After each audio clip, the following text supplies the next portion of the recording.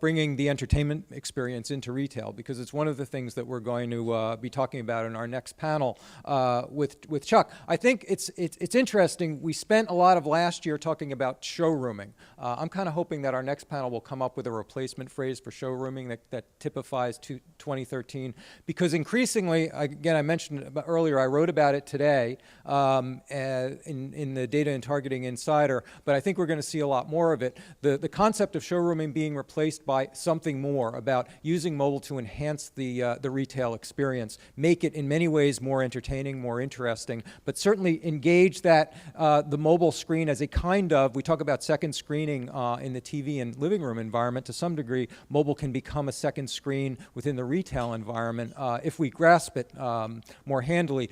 Recently, I've been reporting on a few new data points that suggest that people in retail who are using their smartphones in retail are actually tending to default to the native retail brand. So they're going to that retailer's site more often than not, or trying to engage that retailer's app, which suggests that a lot of the mythology around showrooming that we've been talking about or speculating about for the last few years is just that, a kind of mythology that hasn't been grounded in enough metrics. And also that obviously retail brands have an incredible opportunity to engage that next screen.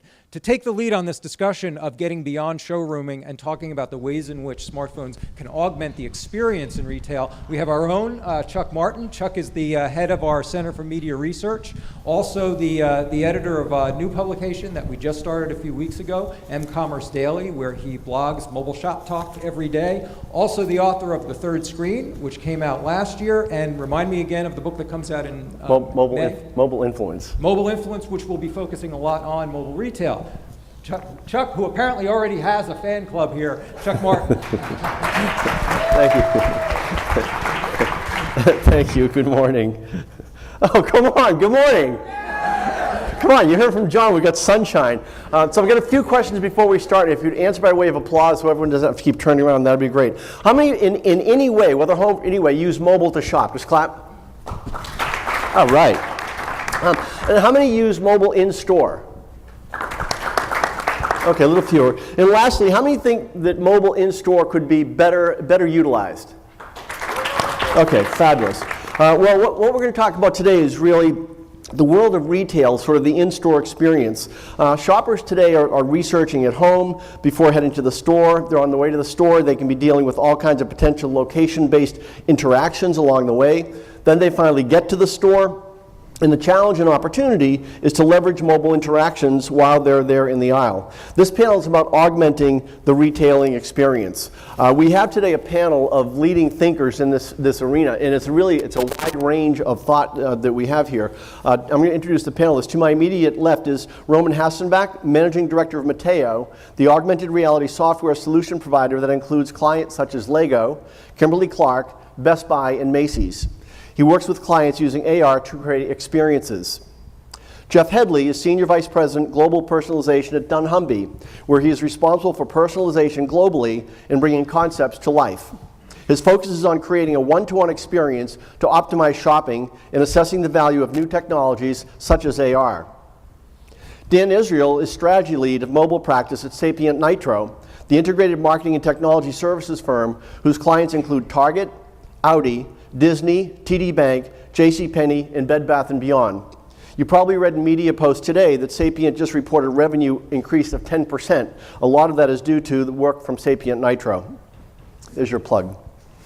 Sarah Van Hersley is Vice President Digital at Blue Chip Marketing Worldwide, where she runs the entire digital department.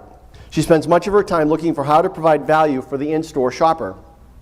Karen Van Vuren is Chief Marketing Officer of UsableNet, which Forbes ranked as one of America's most promising companies. Karen is totally focused on mobile, and her customers include CVS, J.Crew, Shop NBC, Marks & Spencer, and Dell. Please join me in welcoming the panel. To get started, before we get into the really heavy-duty stuff, I wonder if we could really sort of benchmark and go back a little bit in time. And it's really not that long ago, in 2007, iPhone and all of that we know. I wonder if, Dan, you could talk a little bit, because you're in a leading-edge agency, if you could talk a little bit about what the in-store shopping experience used to look like pre-iPhone, if you can recall. Sure. It kind of reminds me about Stripes, the movie Stripes, or watching some other old movies where you get to see telephone stalls and all that. When you'd go into the store, you would basically look for what you want or desperately try to find someone to help you find the product that you're looking for. It was really very much of a closed experience. The retailer could control what you saw, what you think, what the price would be. The amount of showrooming was really just leaving that facility and going somewhere else and not even knowing if the other retailer has what you're looking for or if it's even a better price. So showrooming has always existed, but it just is much, much easier to do now electronically. And going back, just another data point for 2007, it was pretty much a hunt and find what you want without a lot of hand-holding. It was kind of, go on your own and try to find it. You didn't have a sales assistant such as a smartphone or other things to help your experience. Great. By the way, I will take text messages. I think the number's up there. I have one of my phones here, and that is my personal phone number, so delete it after you use it. But feel free to send text messages, which I'll integrate as we go. It is a mobile conference. I'll integrate it as we go into the panel. So I wonder if, Jeff, you could talk a little bit about sort of how you see it today. We've now gone down memory lane here a bit. What do you see today without going into the future? Well, I think to build on what Dan just said, I think today, with the advent of smartphones and just so much more rich data available, customers do have the ability to get more information on products, to do more research while they're in the store. And quite frankly, I think we're really on the cusp of trying to figure out how to make that experience even more rich. So I think for our clients, they're interested in how do I really educate the customer while they're in the store, and help them really find the things they're looking for. But when we think about the mobile platform, we have the opportunity to do that in such a much more rich and exciting way. And we've heard some of that discussed here this morning. So I think from my point of view, really using the mobile as a help to the customer and finding what they're looking for is really where we're at now. And Karen, what are you seeing today? We're seeing mobile not so much as a channel, as we all do, as we're thinking about it from the inside out. The customer is seeing mobile as an extension of herself or of himself.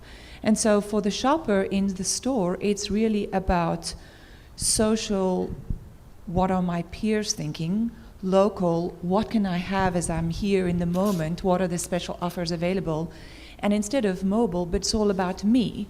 How are you using the information that you've gathered about me as I've been shopping here to create a better and more engaging experience? So I think we as industry people and as retailers really need to sort of turn that lens and stop thinking about our business and our technology and start thinking about where the user and the shopper is and turn that experience around in the moment in the store.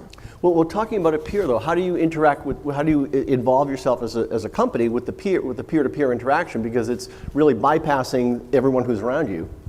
Well, you simply need to enable that user-generated content, because showrooming is a little bit like the monster that's in the cupboard. If you turn it to your advantage, what are people doing on their phone? They are looking at prices, but they're actually checking to see what somebody else has said about that product. So will this help me make a decision? So by making this information accessible to the shopper, you're not reducing the chances that you'll get the sale, you're actually enabling the sale in a very sort of open and engaging manner.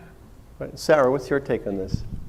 Yeah, I think, all about being at the shelf and giving them what they are looking for in that moment. So showrooming, it's going to happen, it's going to keep happening, and so retailers and manufacturers are going to have to evolve to just embrace it. So like you said, putting those reviews right there accessible to them, retailers and manufacturers creating loyalty platforms so that they get that sale right there in the moment when they're in the store, creating video that helps close that deal, anything that they can have at their fingertips to educate them and make that sale. So let's talk more about showrooming so we can get it out of the way. Because as it says in the program, it's so 2011. Where does it go from here? I mean, the retailers all know about it. I mean, it's like they don't know about Amazon.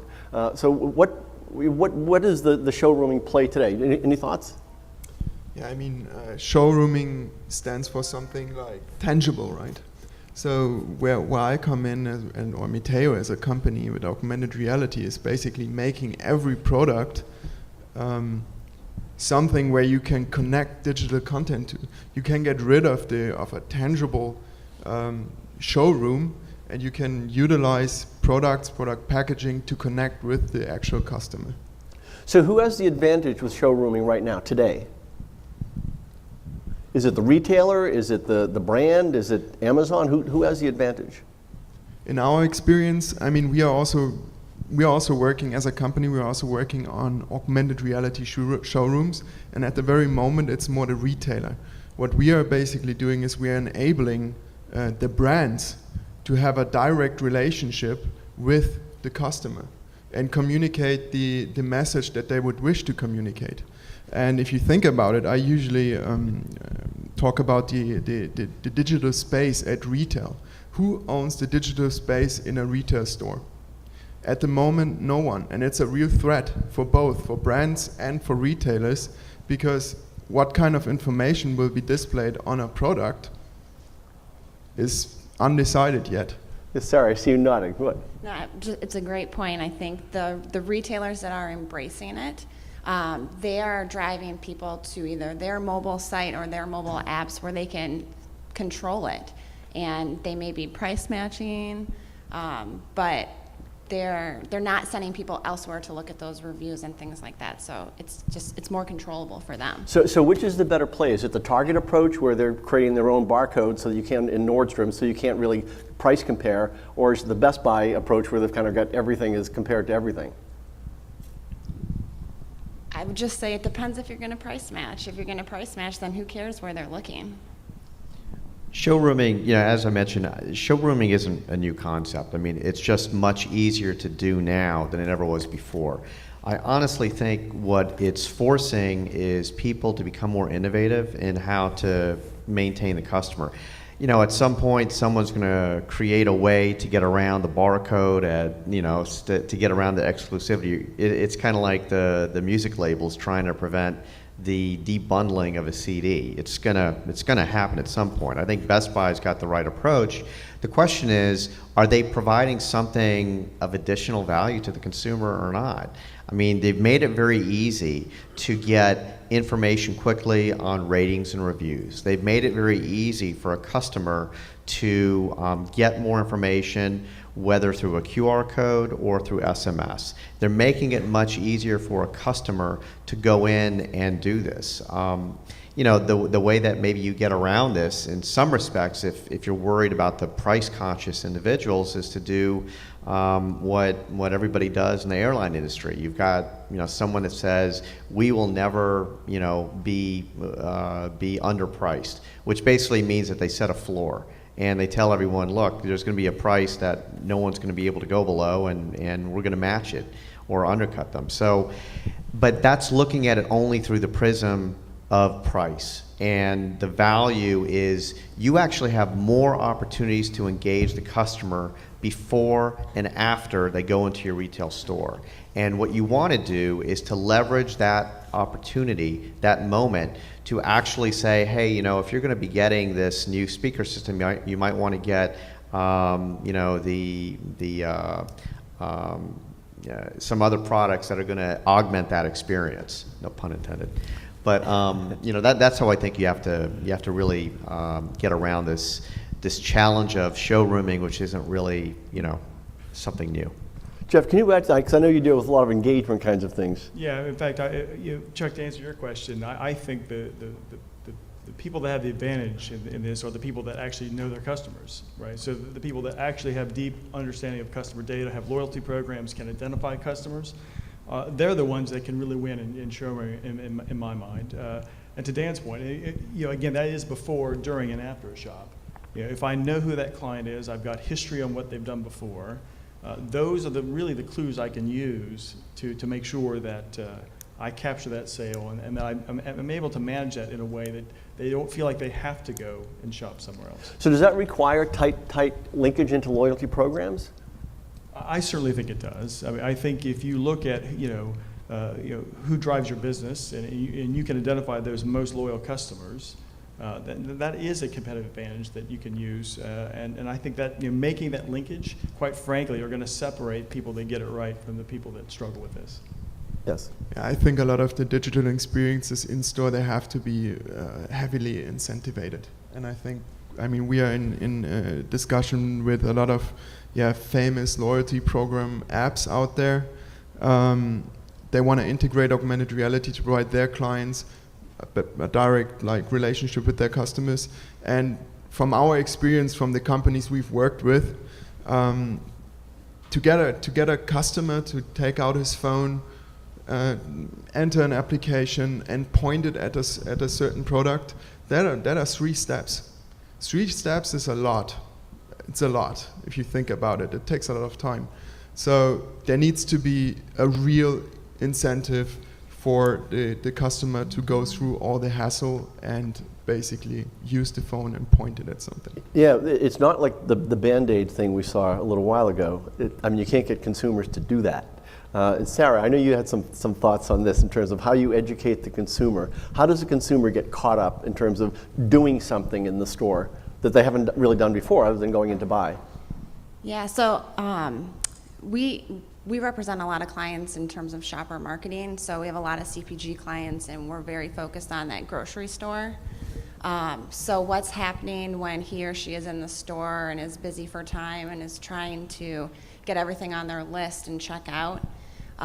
Sometimes we, as marketers, we work with the buyers at those retailers and we help them sell in programs.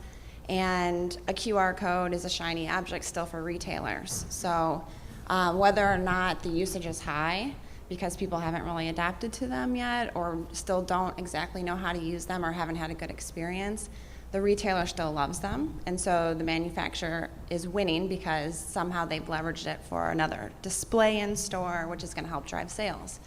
Also, something that we see a lot is clean store policies. So CPG companies, they can't do a lot in store. There's paid media placements that they can interact with, like an aisle blade and shelf talkers and things like that. So we have to look to mobile to kind of augment that experience.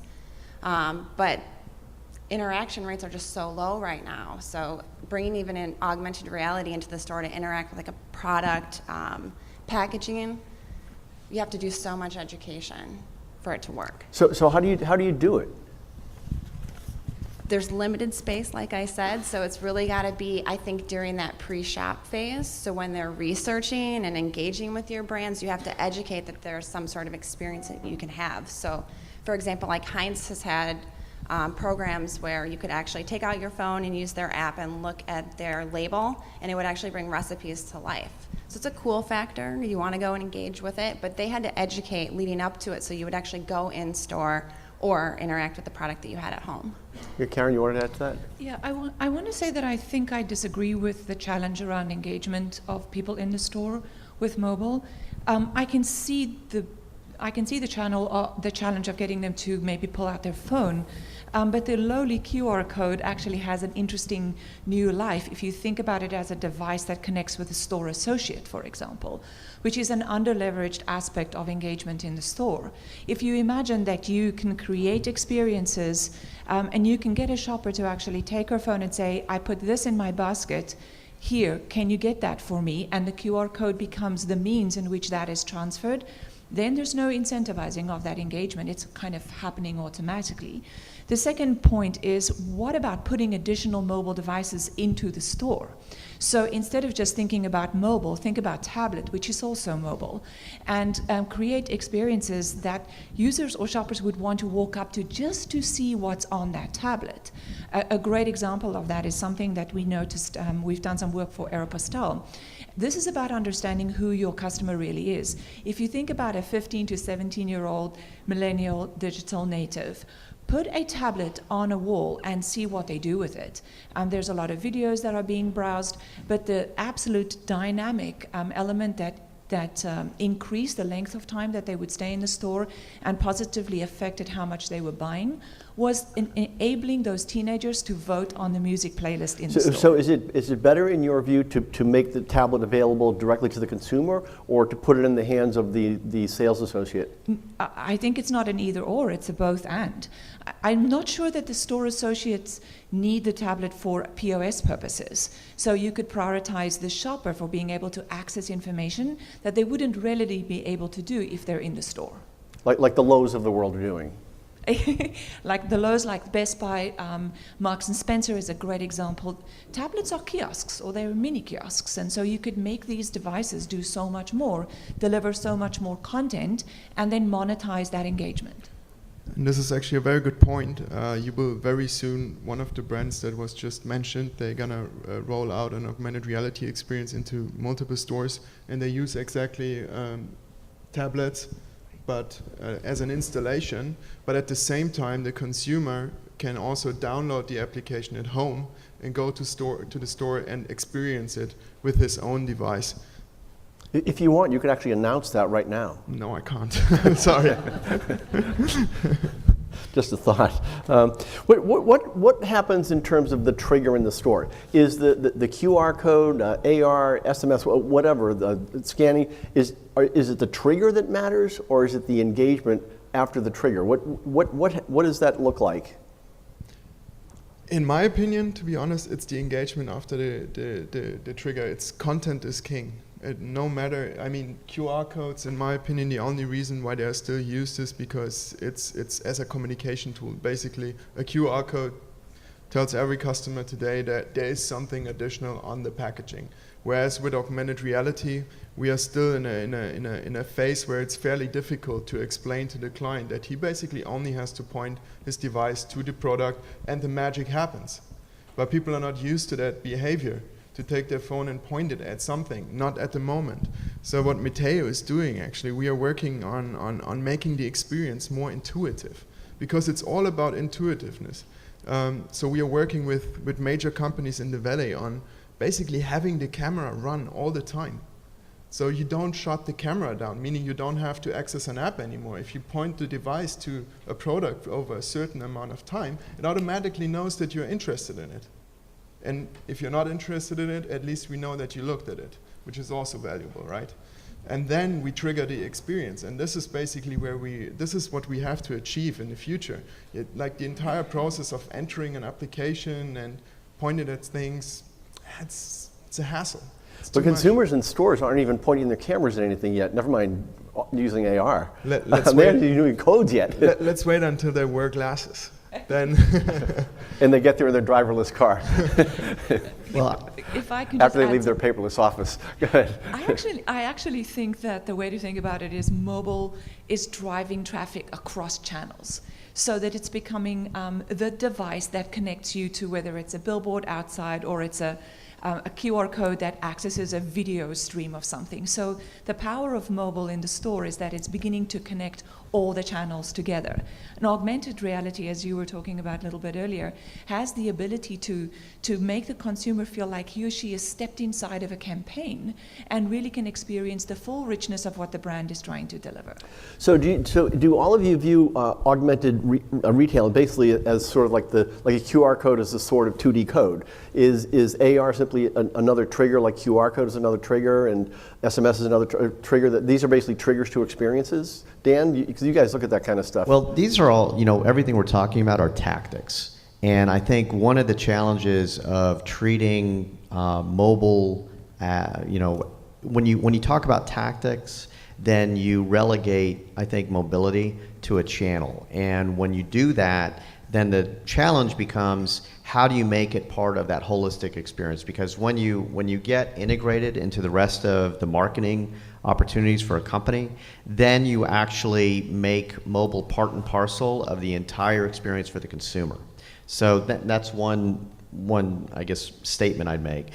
The other one is when you do look at augmented reality, the initiatives I've seen, it just has not been cost effective. I mean, it's got to be something I see augmented reality having a role. I see it having a role for utilitarian purposes. I mean, I think the Lego is a great example. I don't see why more car manufacturers use it. You know, it would be great to be able to see the inside of what the engine looks like, or if you're going to have a car repair, to see what parts you might need, to actually look on the vehicle. Those are utilitarian things that have that augmented reality can provide value. Right now, a lot of it's kind of a little bit gimmicky, or just, you know, take some photos and share it, and that can be interesting. But at least with the Lego one, it's functional. It's showing you what your final product's going to look like. And I think those sorts of applications have the best, will have legs for augmented reality. When it comes to QR codes, I do think QR has value. The question for all of these, what is being communicated to the consumer, and do they know what they're going to get out of it? I can't tell you how many QR codes I've seen where I'll snap on it and it's not mobile optimized. Like, why are you doing this if you don't even mobile optimize? Or if there's not a clear call to action. A long time ago, someone told me people aren't inherently good, people aren't inherently bad, people are inherently lazy. And you have to play to that laziness and make sure you clearly communicate what they're getting for the action you want them to take. So, did that answer your question? That's a great point. I have a question from the audience by text. Any examples from the panel of retailers who have created in-store experiences that prevent showrooming? Any retailers? Not upgrading their Wi-Fi, or you know, adding some more walls around their store so you can't get access. That would work. Jeff, any thoughts on that? No, I'm just going through my brain at the moment. I can't think of anyone that's really done a good job of preventing that. As you said, Dan, most people, you know, it's the rush to free Wi-Fi, and they're almost enabling it in some ways. Right. Didn't you do some things with Macy's in this arena? I think, who up here has done with Macy's? Everyone's done something with Macy's. Like half the audience has done something with Macy's. Every time I talk to someone, they say, oh yeah, Macy's is our client. I wonder if Macy's knows this. That's right. Not a true thing? I was not involved in anything with Macy's, so I can't really speak to it. Okay. Talk about who you guys see as leading in this arena in terms of the in-store experience, helping the shopper in-store. Who do you see leading? What kind of brands, what kind of retailers? And then I want to talk about the play of the retailer versus the play of the brand. Okay. I think there's two really great experiences that are going on right now. The first with Neiman Marcus. They have a service app, and it is just crazy how technologically advanced the concept is. I don't know how well it actually works, but basically if you're a VIP shopper and you use their shopping assistants, you download their app, and you have one-to-one communication with your shopping assistant. So if you have an event coming up, you're going to go and say, I've got this event, help me pick out an outfit. They're going to say, when can you come in? And then you tell them what time or what day, and they're going to pull everything off the rack for you. And then there's a trigger when you walk into the store that actually says, hey, you're here. And then it's ready for you. And then they know what you bought previously, so they can start to pair things in your closet. So this whole mobile shopping experience, I think, is just amazing while it's still getting you into the store to buy something. And then I think it's Adidas that also is testing these small retail footprints. And when you go in, they have a limited amount of inventory, but you know they're saving on rent and carrying a lot of stock. What they do is have this giant interactive wall of shoes. So they're not really there. And you're using your phone to interact and see them. And some of them they'll carry in stock and you can try it on. And if they don't, then it's an instant purchase and they're going to ship it to you for free. So I think it's going to change the footprint of retail and how people shop in store. I have a correction to the question. I misstated the question. I apologize to the texter. The question was about providing a great in-store experience so someone doesn't want to showroom, which is a totally different view. So who's doing the great stuff in store right now, if anybody? Those two great examples. Karen? I'm going to go to a non-US example because I've recently come back from a trip from the UK looking at what John Lewis and Marks and Spencer are doing, and both of those brands are just extraordinary examples, not only in terms of in the store, but how they make mobile actually really come into its own. The baseline is providing Wi-Fi in the store, for sure. Having apps for their most loyal customers that open a whole new world of experiences, but also greatly simplifying the things. The store associates having a sensibility about mobile and accessing or being able to take over almost like the mini shopping bag, if you would, and being able to order inventory and ship it to the store. Shipping to store is huge in the UK. I think it's sort of still taking off in the US. Marks and Spencer has an augmented reality piece which allows you to actually shop in a catalog, which is the most old-fashioned offline way of shopping, but using your mobile phone to access what designers are saying about homeware, tableware, things like that, and then advocating for that sale in an online sort of m-commerce model. I think these are really excellent examples of sort of an omni-channel, rich in-store experience. I think Sephora and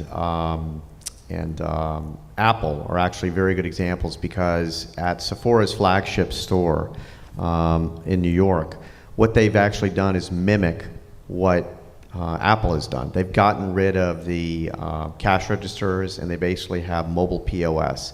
And I actually really think that's a smart move, not just because it frees up space, so that way you can put more places to sell merchandise, but it actually does enable more face-to-face personal interaction. And quite frankly, I think that's really what is the most important thing.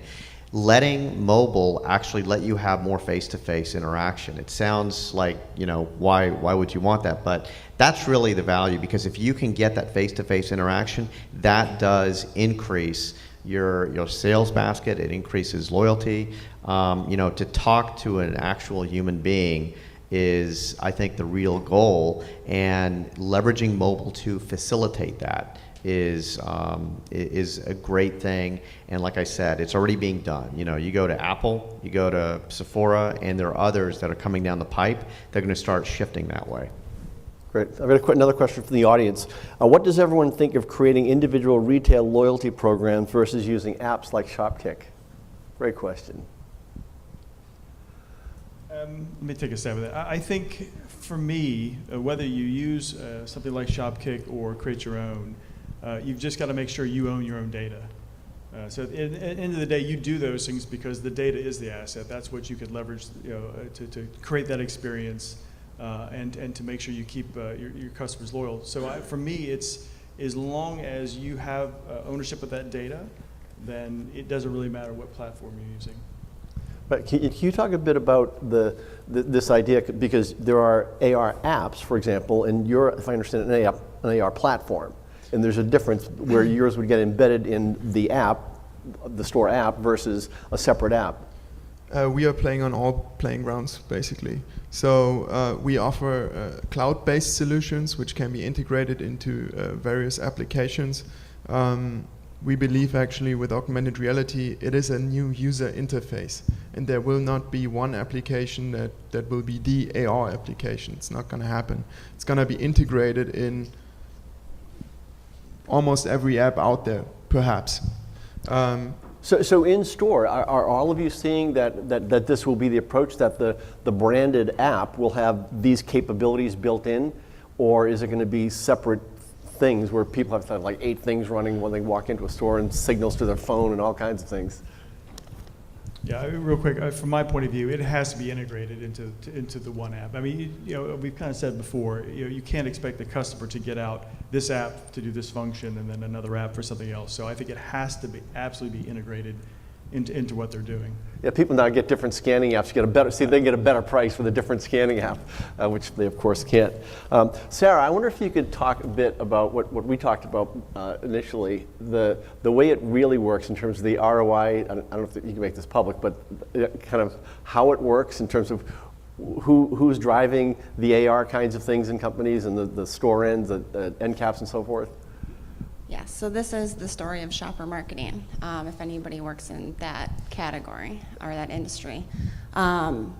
it's not always about how good your technology is and how many people are going to engage with it. It's really what pleases the buyer at those retailers. So they, we come in with a lot of strategies as marketers and say, these are the types of things that we could do for you, Mr. Retailer.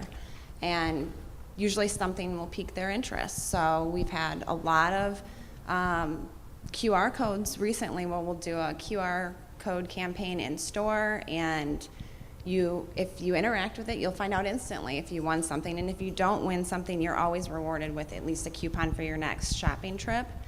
And engagement with those, the reality is it's little to none. I mean, just people are in a very busy mode when they're in the grocery store, so I'm specifically talking about grocery. But ultimately, the ROI on that program was incredibly high, not based on engagement with the actual technology or what we were doing, but because the manufacturer got more space in store, more than they would have ever had on any given day. So they look at it as this was a win. It was a 9-to-1 ROI. We look at it and say, but 10 people scanned your QR code.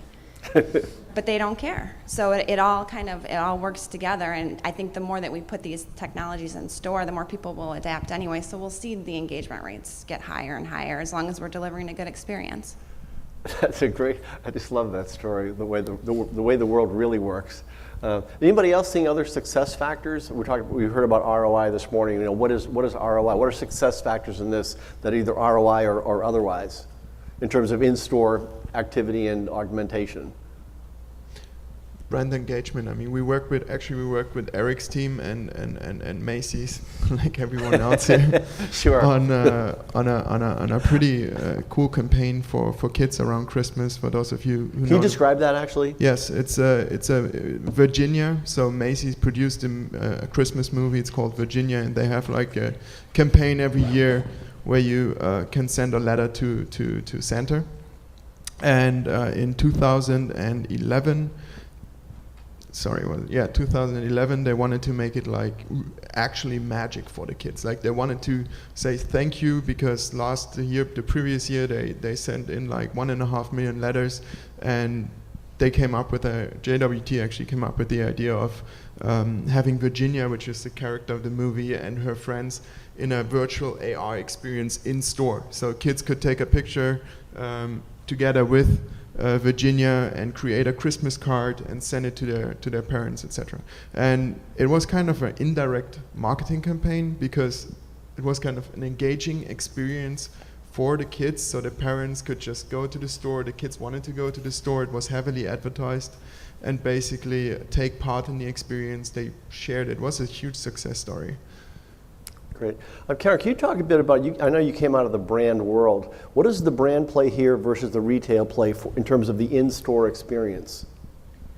I think it absolutely starts with something that someone said earlier, knowing who your target audience is and understanding what that sort of brand moment of engagement needs to be, and then how that impacts the journey that shopper is taking, and then where along that journey are the opportunities to actually create some action and probably get to a sale or some sort of close, if you would.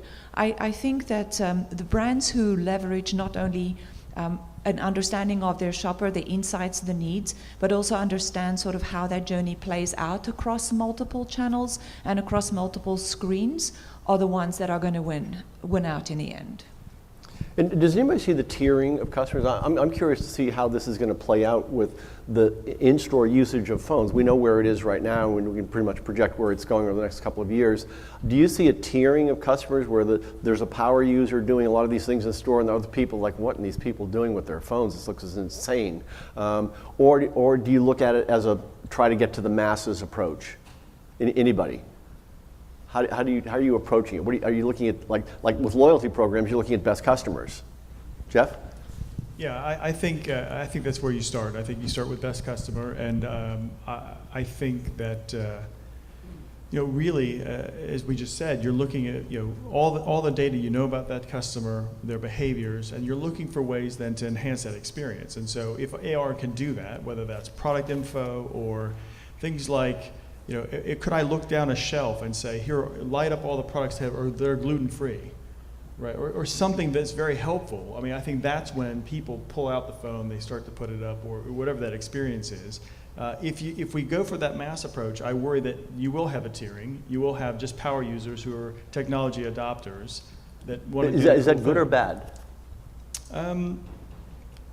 It's hard to say. I guess from my point of view, it's more on the bad side, because for me, it's about knowing customers and personalizing the experience for them. And if you want to drive personalization into AR, you've got to have the data about the customer, and you have to use that, know where they are in their journey, and make it relevant in that moment. I think if you shoot for the masses, then AR becomes a hammer, and everything looks like a nail, and you're just trying to find ways to use it. Right. I think we take questions from the audience in analog mode, actually by microphone and talking. If anybody has, I actually can't see the audience because of the lights. So, Steve, you're gonna have to I wanted to ask about clutter and confusion on the shelves, and whether there's overkill when it comes to digital. I mean, we often talk about moods and modes now, or some of us are talking about moods and modes in mobile, and that people are in different moods and modes when they're talking at different screens. Are they in a different mood and mode when they're in retail, such that a great many people, in fact, see retail as a very analog experience in the end? And that a lot of this becomes clutter. I mean, we were talking before about, who's going to control the customer in retail. If I go to Best Buy, I've got a QR code that's on HP product. It's also on the shelf. Then I've got third-party apps. Is there a danger that retail gets over-digitized, or it sort of starts over-serving what is really only going to be a small slice of customers who want to engage in a screen in the aisles? Go ahead. I just want to say this is entirely the wrong mindset. There's no way you can control what users are doing. I think that retail is catching up to what users are doing. It kind of connects to the question about tiers. I think that we are, as users and as consumers, are embracing digital, whether it's large touchscreens or small smartphones, because we expect that they will make life easier for us. And so that's why that adoption is there. I think we're going to get to a place where there's more phones on the planet than people. And so we need to shift our mindset from control to enable. Last question, we're going to close it up. If we were doing this panel 1 year from now, what would be the big issue we're discussing about at retail? Mobile payments? I agree. Come back to me. I think in a year's time we'll be talking about where customers will own their own data and will charge retailers for it. 1 year. Go with Perhaps. AR. Yeah. I mean, of course, augmented reality for sure, but also how we use augmented reality in relationship with real contextual information that we gather about the customer. Okay, Dan. So there was A quick thing, just one thing. It's a trust factor. Okay. Going back to an Edelman report. Okay, Roman, Jeff, Dan, Sarah, Karen, thank you very much.